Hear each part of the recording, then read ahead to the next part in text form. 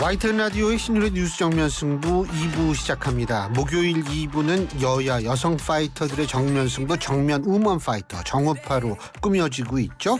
자, 제가 항상 말씀드리지만 YTN 라디오 여러분 유튜브에 들어가셔서 YTN 라디오 구독해 주시고요. 신율의 뉴스 정면 승부 좋아요와 댓글 남겨주시면 감사하겠습니다.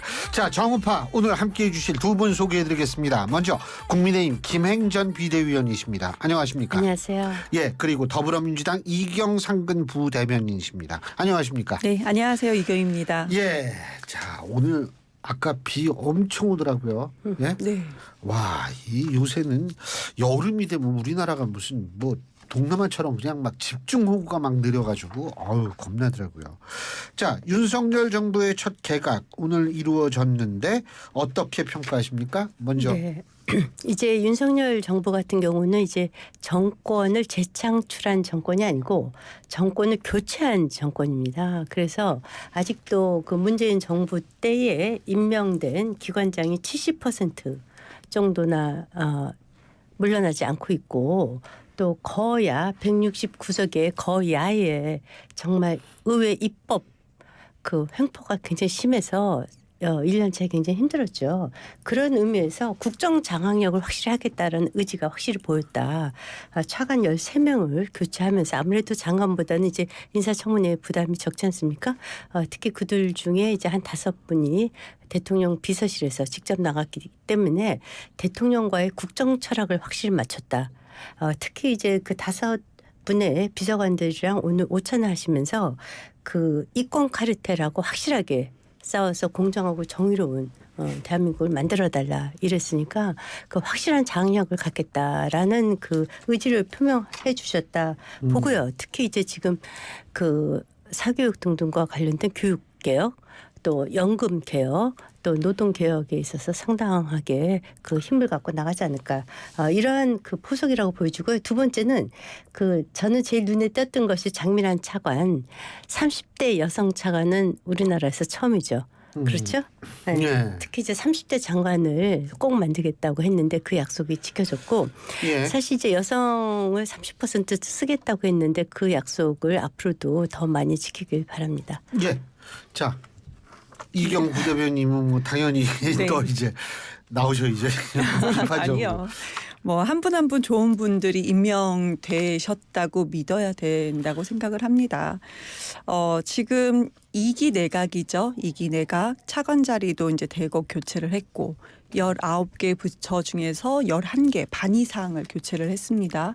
근데 우리 위원님이 말씀 주신 것처럼 5개는 대통령실에서 옮겨갔다라는 거예요. 대통령실 비서관이.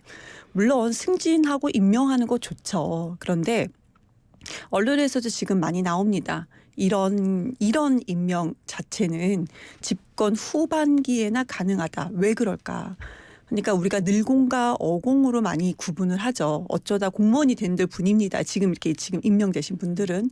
근데 지금 윤석열 대통령의 집권, 윤석열 정부의 집권 1년 좀 넘었어요. 1년 반 정도 됐습니다. 2년 좀 돼가는데 아직도 공무원들이 말을 듣지 않는다라는 소문입니다. 이거는 뭐 저의 개인적인 의견만 되는 게 아니고 언론 보도에도 이미 나온 바가 있습니다. 그래서 대통령실에서 사람을 보내서 좀 기강을 잡겠다. 한마디로 어떤 기강이요? 당초 공무원들, 늘공이라는 공무원들이죠. 공무원들의 기강을 좀 잡아보겠다라는 건데요. 그런데 저 이 말씀을 꼭 드리고 싶어요. 그러면 지금까지 공무원들이 윤석열 정권이 들어서자마자 처음부터 말을 안 들으려고 했었냐? 아닙니다.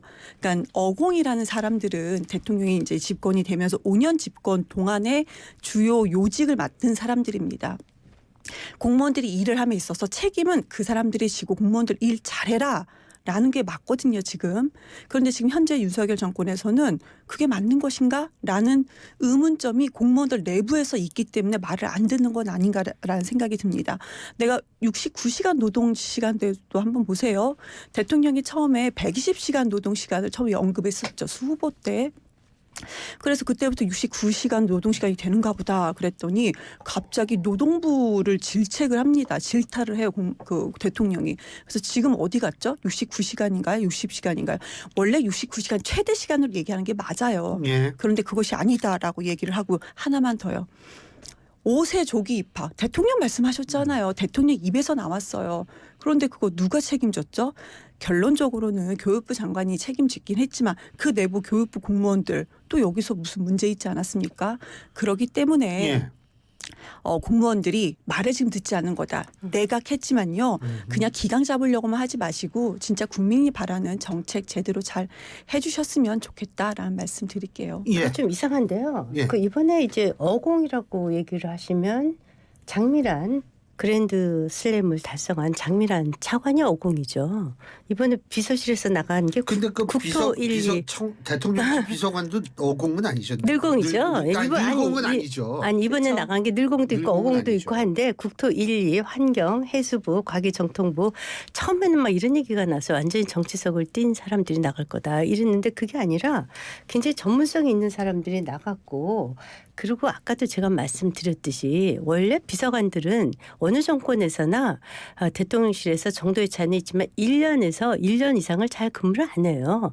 그런데 이제 굉장히 능력을 인정받았을 경우에 차관으로 나가고 아니면 이제 기관장으로 나가고 뭐 이제 경우에 따라서 굉장히 다른데 좀 확대 해석하시는 거 아닌가 싶고 아까도 말씀드렸듯이 70%의 그 문재인 대통령이 막판에 그렇게 알박기를 해놓고 국정 운영을 어렵게 해놓으면 참 정권하기 힘들어요. 그래서 이게 정권이 재창출된 정권은 그 전에 정권과 대체적으로 그 정부의 기조가 비슷하기 때문에 정부 운영이 쉬운데 지금처럼 정권 교체를 한 정부 특히 거야 이게 굉장히 어려운 상황이거든요.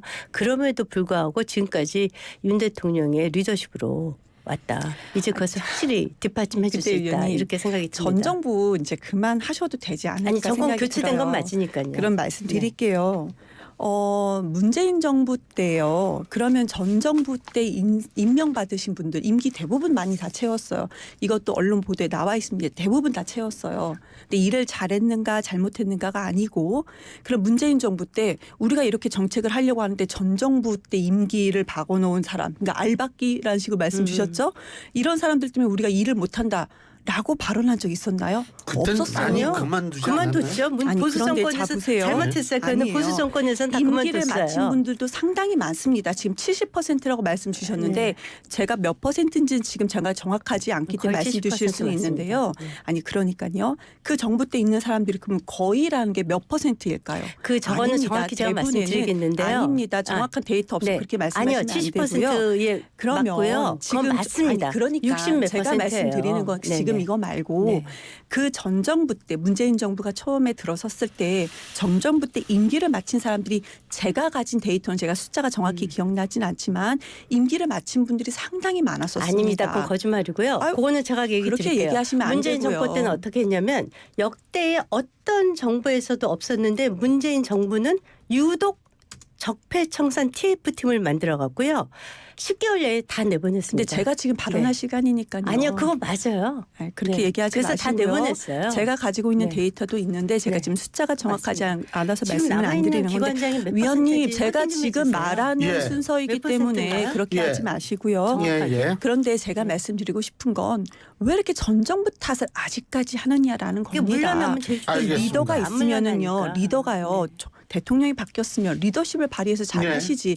맨날 본인이 부족하신 걸 아셔야 알겠습니다. 되죠. 네. 자, 탓 이제 요- 그만하십시오. 이제 그 얘기는 여기서 접고 이동관 특보는 왜 임명이 빠졌을까요 이번에? 지금 그 직전에 한상혁 방통위원장이 예. 면직되셨죠. 그분 예. 원래 임기가 7월 31일이에요. 이게 좀 법적인 해석이 애매한데 그냥 청문회 한 번으로도 가능하다. 8월 그러니까 지금 임명을 해도 이런 법적 해석도 있고 자칫하면 바로 들어가서 청문회를 한 번 또 하고 임기를 마치고 자녀 임기를 마치고 또 다시 청문회를 해야 된다. 이런 법적 해석을 하는 사람들도 있어요. 두 번은 해야 될 거예요. 네, 두 번을 해야지 된다. 근데 청문회를 두 번씩이나 한 달도 못해서 한다는 것은 지금 진짜 말이 안 되는 거죠. 그래서 그런 의미에서 그 남은 임기 동안 지금 그 김효재 그 위원께서 그 대행을 하고 계시지 않습니까? 그러니까 청문회를 두 번 할 필요는 없다. 그래서 그런 이번에 의미에서 빠졌다. 네네 예. 저는 그렇게 해석하고 그렇죠. 있습니다. 뭐 예. 청문회가 7월 말이냐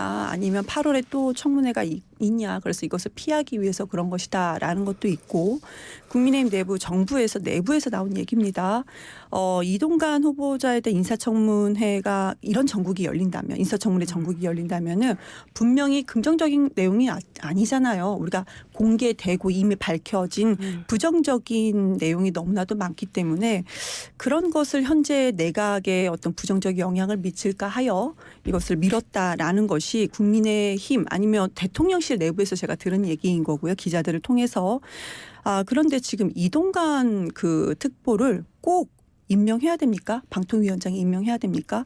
그러니까 과거에도요. 언론인 블랙리스트 작성했었죠. 맞잖아요. 그리고 정권 입맛에 맞지 않는 방송사를 탄압한 것도 맞습니다.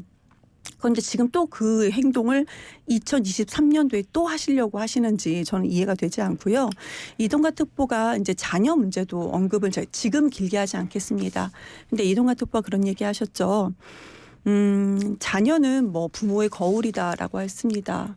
친구를 그렇게 협박하고 친구가 친구를 때리라고 하고 머리를 300회 이상 부딪히게 하고 그거는 이런 사람들이 아니 잠깐만요. 이것은 학생들이 직접 발언한 거기 때문에 그것을 기반으로 해야지. 그러면 그것이 사실이 아니라고 하면 학생들이 거짓말했다는 겁니까? 학생들이 얘기했죠. 저는 그것을 네. 기반으로 말씀을 드리는 네. 겁니다. 그러니까 사실이 아니라고는 여기서도 정확하게 그러니까 우리가 말씀드리는 것은 사실 여부를 아닙니다. 알 수가 없다는 거예요 지금. 네. 네. 그럼 제가 말씀드릴게요. 학생들이 말한 것을 저는 믿고 말씀을 드리는 겁니다. 그리고 학폭위 그때 또 학폭위도 아니, 마찬가지잖아요. 학생들도 짧게 그렇게 할게요. 얘기했어요. 짧게 학생들도 말씀드릴게요. 이렇게 저렇게 학교에 도는 소문들을 모아서 선생님이 얘기해서 한꺼번에 직접 얘기했다. 이렇게 겪었다는 얘기했습니다. 학생이 있잖아요. 자, 그렇게 얘기하세요. 얘기하시면 안 하세요, 됩니다. 하세요. 부모로서 예, 그렇게 얘기하세요. 하시면 안 되고요. 그럼 그랬던 사람입니다. 그러면 얼마나 또 약자를 방송통신위원장으로서 작은 언론사 약자들을 또 얼마나 괴롭힐지 거울이라고 하셨잖아요. 눈에 뻔히 보입니다. 그 문재인 정권 얘기를 하지 말라고 그러는데 언론 탄압이 가장 많이 이루어진 건 바로 문재인 정권이죠. 1년 내에 KBS, MBC, YTN 연합 사장 싹 바꾸고 다 구속까지 시키고 그 진실과 미래위원회 만들어 갖고 그 KBS는 완전히 그냥 박살이 났죠. 그리고 자 보세요. 인사청문회 합니다. 인사청문회 대상이에요. 만약에 임명이 되면 그럴 당연히 때 해야죠. 얼마든지 진위가 가려지니까 지금 있지도 않은 무슨 사실. 진위가 가려진다는 겁니까? 아니 인사청문회 야당이 가만히 있을 거 아니잖아요. 아니 그건요 할 거예요. 네네. 그러니까 네. 근거 없는 소문 얘기하지 마시고 또 하나. 자 우리가 2000년도부터 인사청문회를 했어요. 그런데 역대에서 야당이 부적격자라고 하거나 또는 인사청문 보고서 자체를 채택하지 않았음에도 불구하고 문재인 정부는 48.3% 거의 절반을 그대로 임명을 한 정권이에요. 이런 정권에서 지금 정권도 바뀌고 나서 지금 인사청문회 하는 거 보시죠. 그러면 이것도 이동관 전 수석께서 혹시 임명이 되신다면 지명이 되신다면 본인이 하실 말씀이 있겠죠. 이것만 네, 말씀드릴게요. 또 인사청문회 아니, 후에 이건 알겠어요. 후에 인사청문회는 대통령께서 하면 되는 임명하는 거고요. 겁니다. 그리고 네. 인사청문회 통과하지 않아도 대통령은 임명할 거라고 저는 그렇게 생각이 듭니다. 근데 이것만 말씀드릴게요. 이것이 팩트입니다. 언론 보도에. 하나고가 째려만 봐도 학폭위가 열렸어요. 째려만 봐도 열렸다는 학폭위입니다. 그런데 이동관 아들의 경우에는 열리지 않았다. 이건 팩트입니다. 그것도 네, 이거 얘기가 팩트예요. 굉장히 달라요. 뭐가 그래서 다릅니까? 그건 그렇게 하지 달라요. 마세요. 그래서 무조건 인사청문회 가짜로 하시면 하는데요. 돼요. 그렇게 하시면 네. 안 된다고 그래서 저는 생각합니다. 근거 없는 어쨌든 얘기는 하지 오케이. 말았으면 예. 좋겠어요. 네. 자 그리고 지금 이제 권익위원장이 내정된 김홍일 전 고검장에 대한 그 부분 네. 이 말씀해 주시죠. 우선 어떤 부분요? 그러니까 이 뭐 적재적소의 인사라고 생각하시는지. 이분이 어떤 점이 지금 문제가 되는 거죠? 권익위원장이 권익위원장에 내정이 내정이 됐죠. 근데 네. 내정이 아니라 그건 임명입니다. 임명이죠. 왜냐하면 청문회가 네. 필요 없으니까. 네. 예, 청문회가 필요한 것은 내정이라고 얘기를 네, 하고. 네. 그런데 뭐 이 예를 들면 뭐 검사 출신이 또 이 권익위원 또 나오느냐 이런 비판 얼마든지 있을 수 있는 거 네, 있다고 그렇지 하죠. 생각하세요? 근데 이제 원래 그러면 이제 권익위원장은 예. 그 변호사 판사 출신인 지난번에 전현희 씨도 법조인 출신이었죠. 원래 권익이라는 것이 그 부패 방지와 청렴을 주관하는 기관이지 않습니까? 그래서 이분이 40년 검사도 하셨고 변호사도 하셨고 그리고 이제 이론과 실무에 풍부한 전통 법조인인데 권익위원회는 전부 다 그동안 법조인들이 했어요. 그죠. 네, 그 특별히 이상할 건 없죠. 없다. 네, 오케이. 네. 예. 전현희 의원님이 법조인뿐만 아니고요. 의사이기도 했고 국회의원이기도 했습니다. 그러니까 굳이 법조인의 틀에 굳이 그렇게 가둘 필요는 없고요. 그런데 김홍일 전 고검장 같은 경우는 2007년도죠. 이명박 전 대통령 그때 당시에 도곡동땅 차명 보유 관련돼서 BBK 의혹 사건 지휘했었죠. 근데 이때 사실상 면죄부 준 건 맞지 않습니까? 사실은 그게 아니었으니까. 근데 이런 분이 그것도 권익위원장의 자리에 앉는 것이 합당한가라는 그 이제 과거의 그분의 이력을 가지고 합당한가? 그것도 권익위 자리에 이런 생각이 들고요. 또 이 생각이 들어요. 그렇게 인재가 없나? 또 검사인가? 법조인 출신도 다른 분들 많습니다. 변호사도 있고 판사도 있어요. 그런데 또 검사 출신인가라는 생각이 들죠. 그러니까 왜 윤석열 대통령이 수사를 많이 해가지고 그쪽에 교육 전문가다라는 말이 좀 나온 것처럼 그럼 이분도 이쪽에 수사를 많이 해서 이쪽 전문가라고 또 그렇게 우기실 것인지 의문이 드는데요. 근데 결론은 그겁니다. 제가 여기서 뭐 결론 말씀드리지는 않고요. 인사청문회 되는 과정을 좀 지켜보면은 되지 않을까라는 말씀 마무리하겠습니다. 인사청문회 이건 인사청문회 없고요. 인사청문회 없고요. 네. 국민 권익 구제가 그 중심 기능이지 않습니까? 전현희 의원도 치과 의사했거나 국회의원에서 그 자리에 간 게 아니고 법조인이어서 그 자리에 갔어요. 그래서 권익위원장은 여태까지 늘 법조인들이 했습니다. 그러니까 특별히 이상할 것이 없다는 거예요. 그래요. 그리고 검사 출신은 아니셨죠. 검찰공화국이라는 비판을 받았었잖아요. 민주당에서도 윤석열 정부에서 검찰공화국이라는 비판을 받았는데 역시 기대할 필요 없이 그냥 회전문 인사 그냥 반복하는구나. 검사들 계속 전문직이라고 얘기하면서 이렇게 회전문 인사 되는 거구나. 그러니까 제가 말씀드린 것은 검찰만 했다는 것이 아니고 아니 그 전문가들 많지 않아요? 그렇게 인사폭이 좁나요? 진짜 일 잘하는 전문가들 왜 모시지 못하는지 여기에 대해 의문입니다. 알겠습니다. 자, 그리고 또한 또 다른 논란에 있는 것이 이제 윤석열 대통령이 어제 현직 대통령으로 24년 만에 국내 보수단체 한국자유촌문회 창립 기념행사에 갔었는데 여기 이제 축사를 하면서 윤 대통령이 종전선언을 주장하는 이들 뭐 이렇게 얘기를 하면서 반국가 세력이라는 표현이 등장을 했는데 어떻게 들으셨습니까? 이제 그게 지난 6.25 참전 기념일 때 그 문재인 대통령께서 그 50년 미중전이라는 책을 추천을 하셨어요. 갑자기. 그러면서 6.25 참전 용사에 대한 어떤 그 메시지도 내놓지 않으셨죠. 그래서 며칠 동안 그 시끄러웠죠. 그것과 관련해서 그 굉장히 설전이 많았었는데 그것에 대해서 그 문재인 전 대통령께서 아무 말씀도 안 하시더라고요. 그 아시다시피 미중전이라고 하면 전쟁의 성격이 굉장히 달라집니다. 그것은 이제 우리가 보수가 생각하는 6.25의 정체성은 김일성이 6.25 날 새벽에 그 소련과 또 중국 모택동 그 부추겨갖고 새벽에 그 적화 통일 야욕으로 남침한 사건이고 내전입니다. 그런데 이것을 국제전으로 바꿨다는 거예요. 그럴 때 문제는 전쟁의 책임에서 김일성이 면제된다는 겁니다. 두 번째는 그때 당시에 이걸 국제전으로 그래서 볼 수가 없는 거예요. 둘째는 그러면 그때 당시에 국내에서 그 우리의 사라진 국군 장병이 12만 65만 명이 또 부상을 입었습니다. 우리의 우방 국가에서 상당히 많이 참전을 했습니다. 이분들은 다 용병이었다는 얘기예요. 미중전의 용병이었었다. 그리고 또 하나 그때 당시에 미국 군인들이 압록강까지 간 것 때문에 미군의 책임이 있다라고 했는데 이것에 대한 책임 소재를 분명히 밝혀야지 되거든요. 그런 점에서 볼 적에 저희는 6.25 전쟁은 김일성에 의한 예. 남침 사건이고 그리고 대한민국의 주적은 북한이라는 것을 분명히 해야 되고 그렇지 않은 경우에는 국가 전폭 세력이라고 봅니다. 알겠습니다. 자, 이경 부대변인. 아니 뭐 맞는 말씀해 주셨어요. 근데 이제 질문하고 전혀 다른 말씀을 해주신 것 그것 때문에 같고요. 이제 그 얘기가 나왔다는 거죠. 종전선언 주장하는 이들이 반국가 세력이다. 그럼 뭐 우리나라 종전 안 할 겁니까? 계속 이렇게 분단국으로 이렇게 남아 있을 거예요? 종전선언을 어떻게든지 대통령이 만들려고 해야 되죠. 근데 왜 반국가 세력이라고 얘기하는지 저는 솔직히 이해할 수 없고요. 또 이런 얘기를 하셨어요. 종전선언을 노래 부르고 다녔다. 이렇게 얘기했습니다. 근데 여기에서 언론에서는 이제 문재인 정부를 비판한 것이다. 대통령의 발언을 쭉 보면 그런 것 같기는 해요. 근데 묘하게 주어는 빼셨더라고요. 또 여기에 또 주어는 없으셨어요. 그러니까 뭐 해석의 여지를 남겨놓은 것 같은데 저는 근데 대통령의 말씀을 들으면서 이 말씀이 딱 귀에 들렸던 게 우리는 올바른 역사관, 책임 있는 국가관 그리고 명확한 안보관을 가져야 한다. 옳은 말씀이세요. 옳은 말씀인데 그런 지금 윤석열 대통령이 정말로 역사관, 국가관을 진짜 올바르게 책임 있게 갖고 있나? 여기서 딱 떠오르는 두 가지가 있어요. 후쿠시마 핵폐수.